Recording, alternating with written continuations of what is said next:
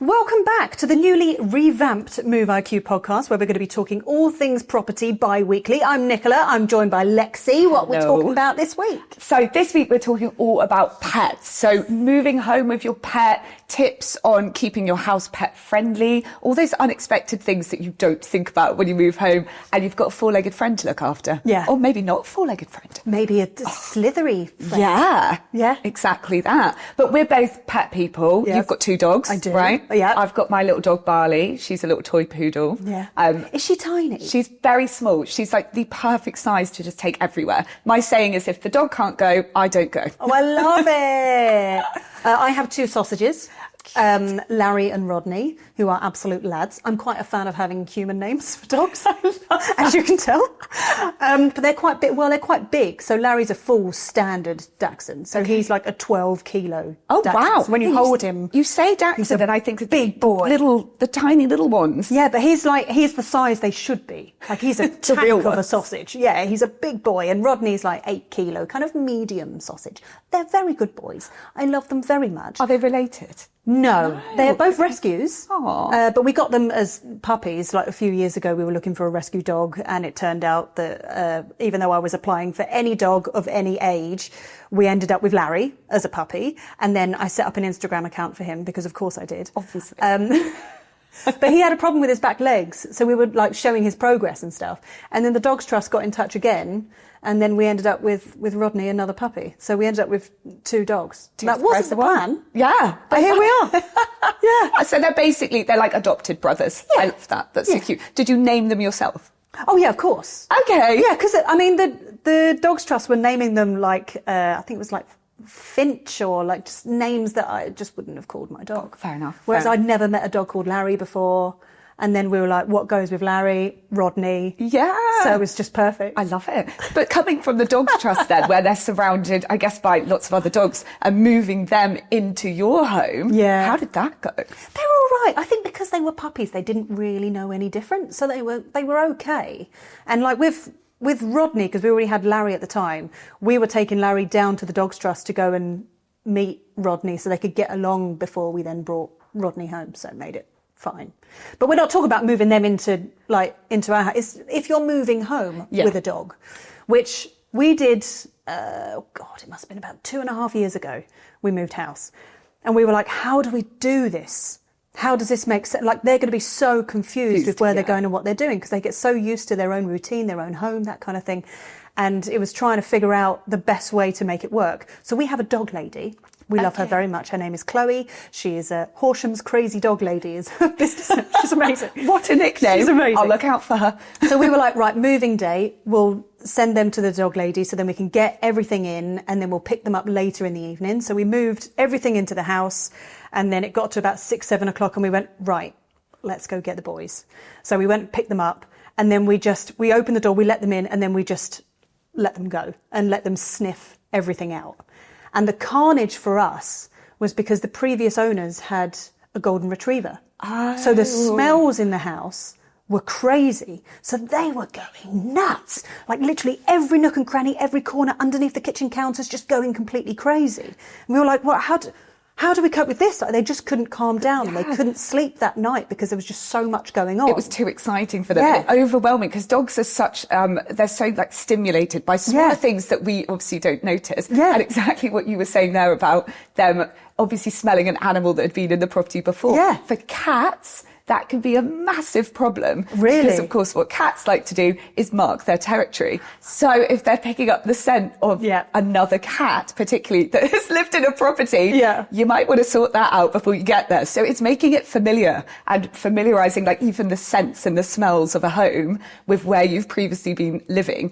Always important to get that full professional clean before you move in as well, which should kind of be done, particularly, I guess, because we're talking about people who are renting and people that are moving into a home that they've bought. So on both levels, I'd always say, even though a property should have had a professional clean before you move in, sometimes it's not always done to your standard, right? So always get someone in that. I do it with all my properties. Yeah. Like anything that I'm moving into, I'm like, I'm giving it another deep clean before I get in there. But sometimes even a deep clean probably won't do the trick because they can smell things that we can't. The carpets. Yes. The curtains. Sometimes people might leave curtains behind, particularly if you're in a rental property.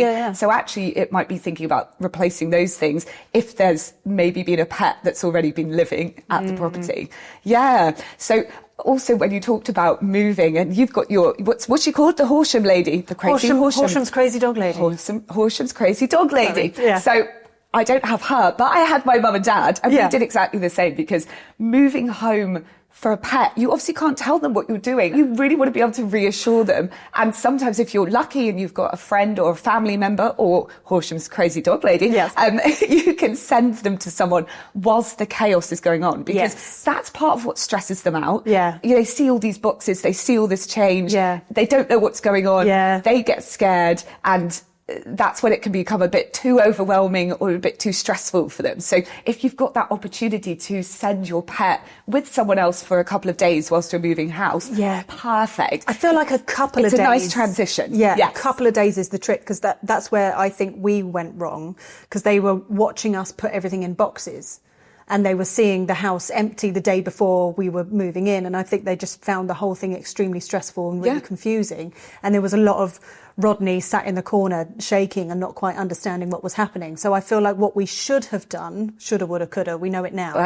But we should have sent them to Chloe for a couple of days rather than just the one day because it was just a bit overwhelming for them. And then when they arrived at the house, it was then just too much. Yeah. And bless them. First thing we did was change the carpet. Yes. Because the smell of the golden retriever from before was obviously just too strong. And they just couldn't relax. So the first thing we did, change the carpet, literally within the first couple of weeks of moving in. Change the carpet, done. Yeah. First problem solved. And it's always thinking about that, whenever you're moving into a new property, you're always thinking ahead and thinking, what are we going to be changing first? And particularly if you're moving with pets and there's been pets living at a property before, great place to start with the carpets or any of those soft furnishings. Yes. They're going to suck up a smell and it can be so stressful for pets. One thing that we did when we moved with our dogs, so the last 3 places that I've moved have been, one was on the same street from another one of my properties. And then another one, my new place that we've just bought is about 2 streets away. So it's all very close. And I think particularly if you are moving somewhere quite close, it's very easy particularly if you had a cat, for it to wander off back to where it came from because it's only moved a few doors down the road. So with our dog, we actually, when we knew we were going to be taking a house down, it's literally 15 doors down the same street. Mad. We would walk her there and almost get her used to it. Like that's where she was going to be going. But even when we moved into that property, it took her a while. If I was walking her around the block, she'd always want to go back into the property that we just moved from down the road. But at least it got her a little bit familiar with, okay, why do we keep walking past this place? And it became a little bit more part of her routine so that when we did actually move there, she was like, oh, okay, I'll walk past this. I know where we're going. It's also getting them used to their own smells in the new property. So for us, the problem with Dachshunds is anyone with a Dachshund will understand what I'm saying right now, is you can buy them as many beds as you like. They're not going to lay on them. They're going on the sofa and they're going on your bed. You can't stop that from happening. So we put their beds down because they've got a bed downstairs and one upstairs because it's important that they have enough. So they have their sort of blankets and smells around the house. But I think for them, as soon as they saw that our sofa was there and they could smell the sofa and smell the bed and the duvet because they sleep in bed with us. My dog does that. Hands up. So as soon as that happened, I think they kind of understood the smells and then went, oh, okay, this is where we're staying.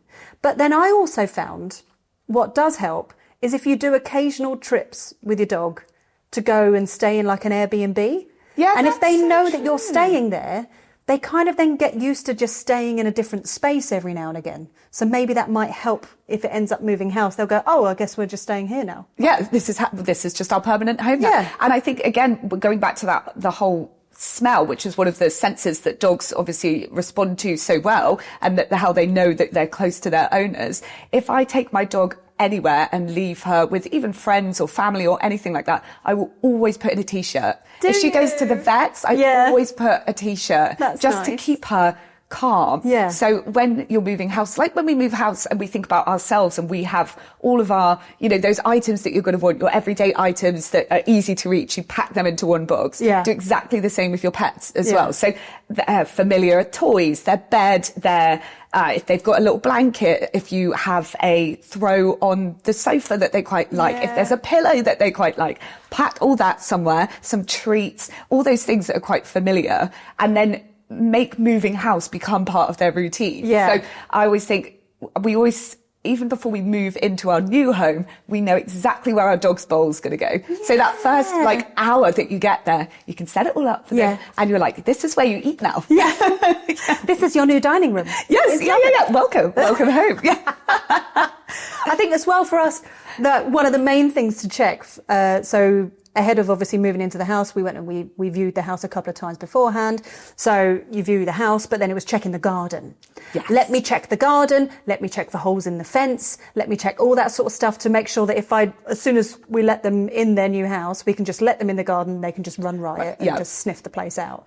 So that was like, check every little bit of fence. Because obviously the previous owners had a golden retriever, slightly different size to a dachshund. Whereas a golden retriever won't be able to fit through that hole. Rodney might. Yeah. So it was like trying to scan the bottom of the fences, making sure that there's no holes, making sure everything locks correctly and all that kind of thing. That was like one of the most important things for us. Yeah.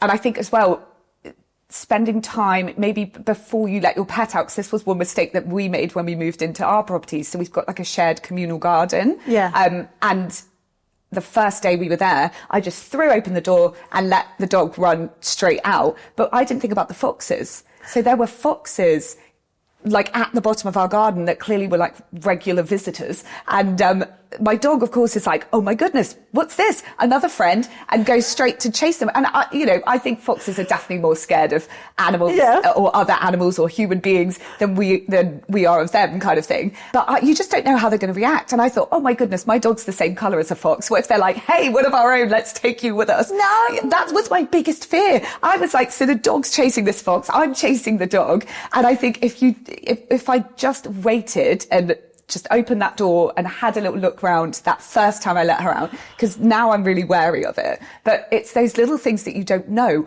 Or, we don't have a side gate. And I actually think if it wasn't a communal garden, that's one of the first things I would have done. Yeah. Put on a side gate. Yeah. And my boyfriend, so if I let the dog out, I'm always now stood out there with her. Yeah. But my boyfriend will just open the door, let her go out, and then make a cup of coffee. And I'm like, as much as you think you know your pet, and you think you can trust them to not go out, an open gate space. Oh, mine would, they'd be gone. Yeah. All they have to do is see a squirrel or a cat. Yeah, gone. Yeah. My biggest fear with the foxes would be my dogs rolling in their poo.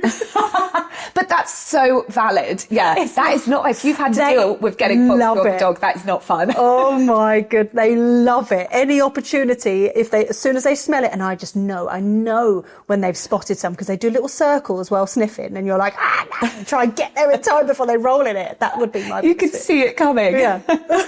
They're a nightmare. But obviously, we've been discussing dogs, because that's our experience, but there's loads of other pets as well. We've kind of briefly discussed like cats, but like other pets, like say if you've got a snake or a ferret, that kind of thing. Obviously, I guess with snakes, a friend of mine has a big snake, and I guess that would just be making sure that in transit he's protected and all that kind of thing, and still in his enclosure, and then just kind of setting it in space, and then he should be fine. Yeah. So that's fine. I think with animals like that, that's what you've got to think about, the light. Because, of course, that can be super sensitive to animals like that. So, So I think it's almost introducing it slowly, because some people if they're moving snakes or animals that are in cages, they'll put a blanket over it, which to me sounds terrifying. I don't think I'd like someone to do that to me, because you're like, I can't see where I'm going. But they do. Yeah. Because it's kind of, then there's not all this busyness around them. Yeah. And then it's like the big reveal. Yeah. Here's your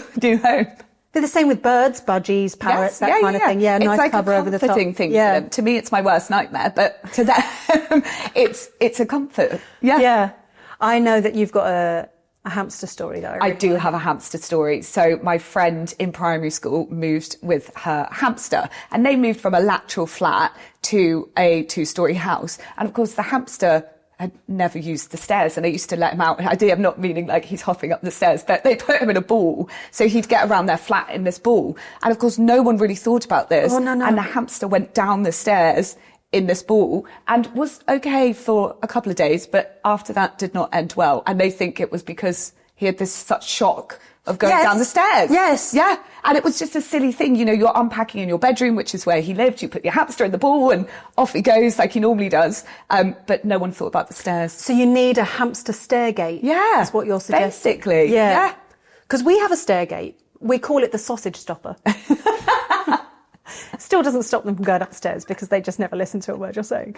But we have that to try and stop them from going up and down the stairs so much because obviously they have issues with their backs.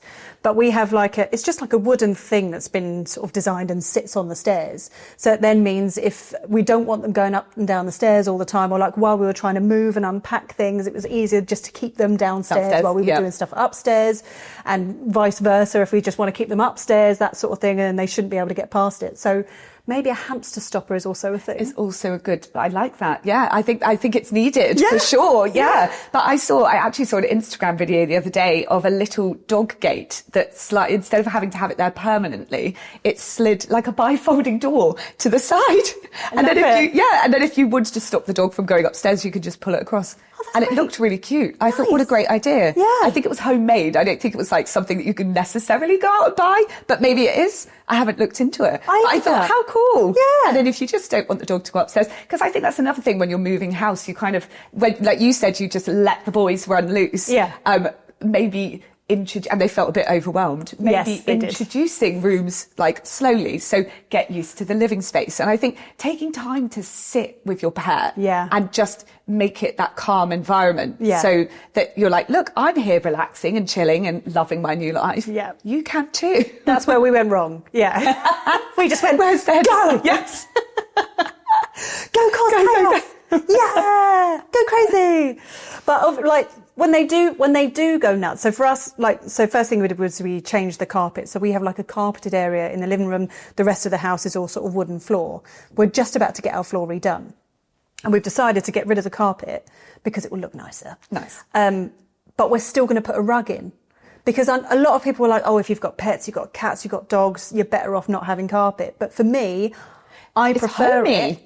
Because it's homey, but also when they get zoomies, they need something to grip onto. Otherwise, they're just slipping and slipping. They're basically just ice skating. Yeah. So we're going to get like a massive rug. We've spotted a really nice one in Dunelm that we're going to get. So we're going to get like this really massive rug that will fit in really nice in the living room, and then it's nice for them to grip onto. So as much as a wooden floor looks nice, I think it's better for animals to have a bit of grip. Yeah, I think as well for their joints, and if they're going to be jumping onto sofas and things, you don't want them to do a little wheel spin. Yeah, exactly that. To get up onto the sofa. Yeah. And I think that with stairs as well. So my dog has never lived in a house that has stairs, and the house that we've just bought we've got like 4 flights of stairs. So big shocker for my dog. Yeah. And she's quite little, and I'm thinking of getting a stair runner so that you still get the nice look, because we're having micro cement. Yeah. So it's quite slippery for the dog, and it's like kind of being outside. It might not be great for her joints as she gets older, and for, scratches and all her nails trying to clamber up all the stairs. She gets long nails. I feel like I need to get them trimmed, she can have a little dog manicure. But anyway, I thought you get the best of both, right, with a stair runner. Yeah. She's got that grip. We've got the grip going upstairs, but you also get still see whatever your flooring is, whether it's the wood floor, whether it's micro cement, whatever flooring that you've got underneath it, tiles. Yeah. Yeah. Oh, I also know as well that you've done some research into certain plants and things. Yes. Well, what's the first thing that people bring you when you move into a new home? Which is flowers. Bunch of flowers. Yeah. And I actually only learnt this recently, hilariously, from my neighbour. She brought me over some lilies and she left them outside my house. And I was like, oh, well, that's really nice. Thank you so much. And she said, oh, well, I can't have them in my house because they're poisonous to the cat. I didn't even think about them being poisonous to a dog, so I just popped them up. And it wasn't until my mum said, oh, I was telling her about my neighbour and the cat, and saying that lilies are poisonous to animals or to her cats.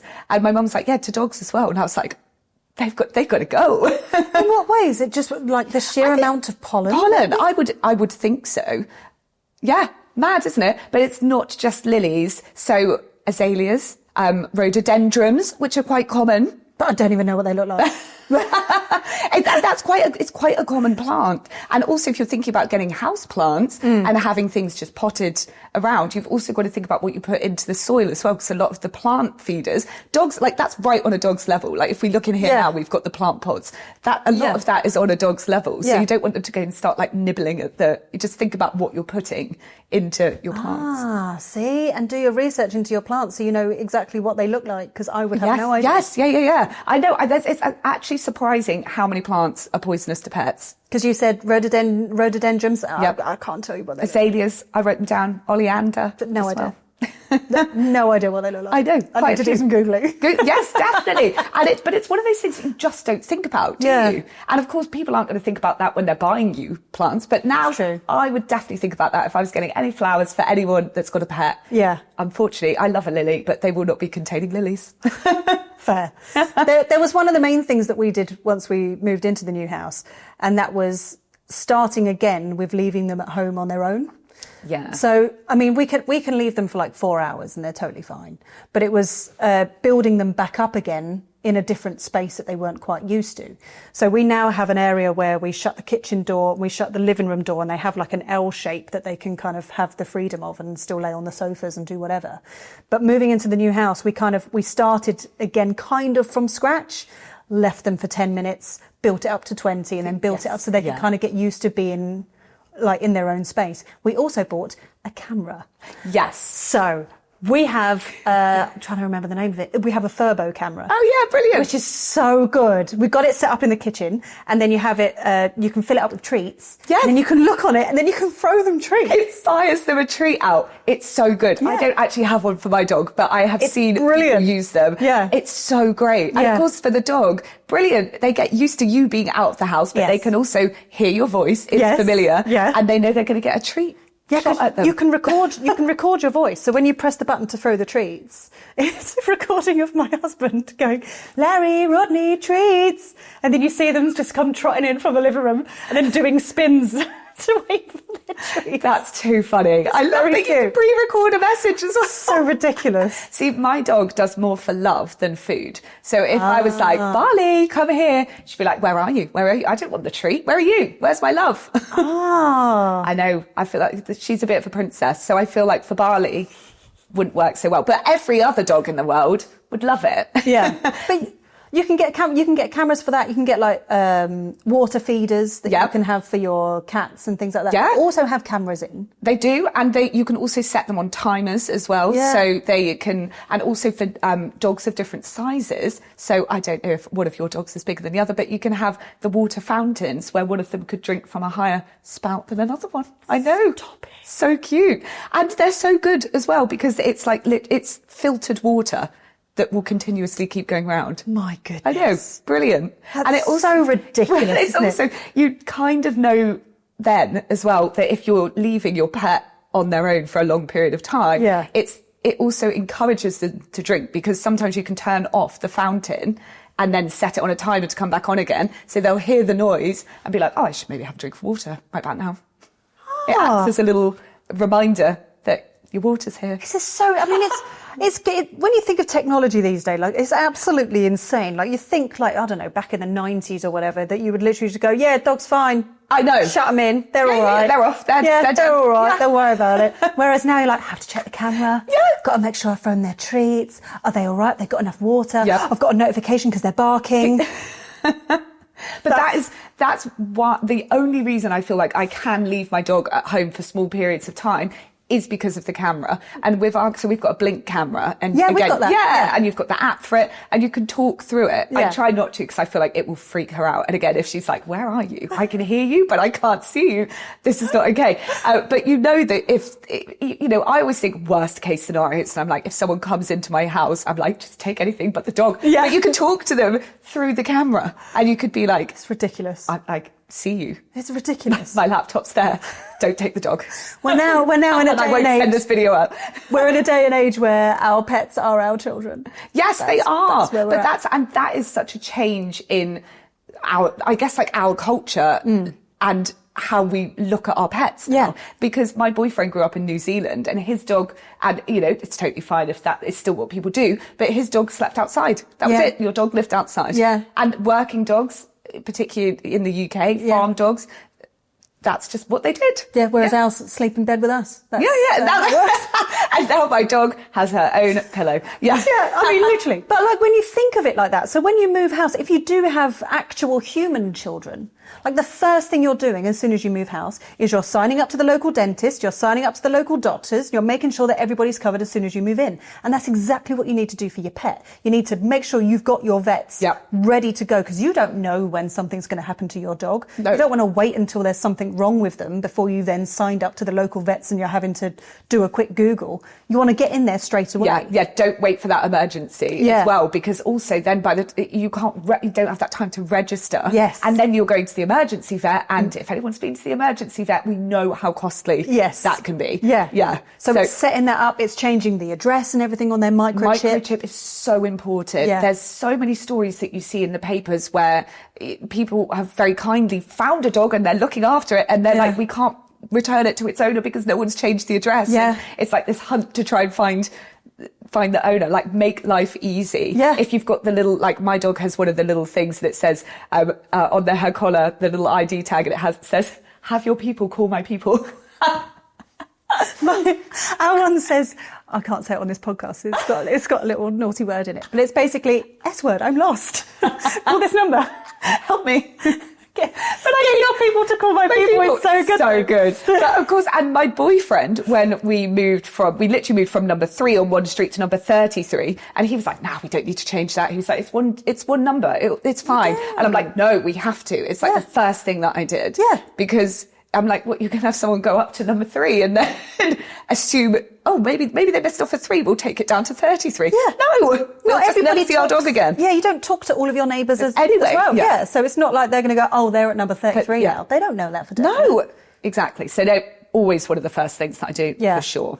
Is there any other sort of tips and advice that you can think of off the top of your head? I feel like we've covered quite a lot. I do think we've covered quite a lot. I think one thing when I talked about cleaning earlier, obviously just, again, be a little bit careful with what cleaning products are used, or letting it kind of settle and not taking a pet in when it's been freshly cleaned. Because again, you don't know what's in those products. And also, when we talked about leaving pets for small periods of time, you don't know what the dangers are. Because if you haven't lived in a property before, you don't actually know what they're going to come across, whether that could be getting under kitchen countertops if you haven't had them properly secured, or anything or like hamsters going down the stairs. You just don't know. Down the stairs, you just don't know. So I think it's kind of doing that in very, very small periods of time, so that you can actually see if there are any dangers before it becomes an accident when you're out and you can't get back quickly. It was.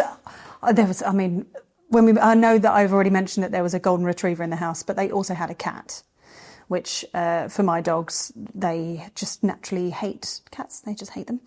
And for some reason, as soon as we moved in, under the kitchen counter, Larry was going crazy, like just trying to get under the kitchen counter. So we ended up having to contact the previous owners going, is there something going on underneath the kitchen? What haven't you told us? We were like pulling up the planks and trying to get under. There was nothing under there.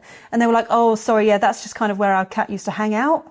I was like, that makes sense. So it was obviously they were thinking that the cat was under there. But you wouldn't clean under there, because it's just a really random spot and it's behind like a wall sort of thing that we had to pull out. But we ended up having to clean underneath the kitchen worktops underneath to make sure that everything was all clear, because Larry was going nuts. Absolutely nuts. That's mad.